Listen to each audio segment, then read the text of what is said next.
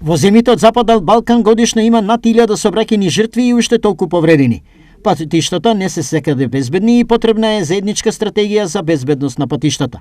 Дали Европската Унија ги има детектирано црните сообраќајни точки во Македонија и кои се тие?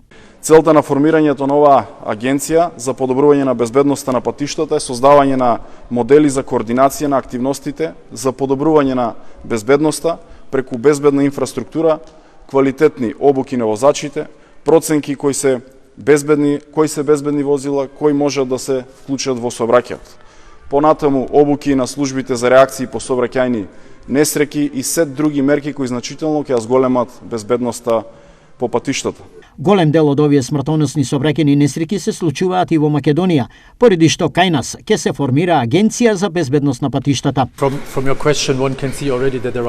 Како што сами веќе гледате од самото прашање, веќе спомнавме дека повеќе работи играат улога тука, не е само една работа која што може да се издвои, туку тука е и патната мрежа, исправноста на возилата, инспекторатот кој што треба да си врши својата работа, а јас го поздравувам формирањето на агенцијата за безбедност на патиштата, која што ќе биде еден субјект кој што ќе ги опфати сите тие аспекти наместо сето тоа да биде исфрагментирано. Во истата насока, Бочварски напомена дека голем број модерни сообраќајни патни правци во државата се во завршна фаза и тие ќе придонесат во намалувањето на бројот на несреќите.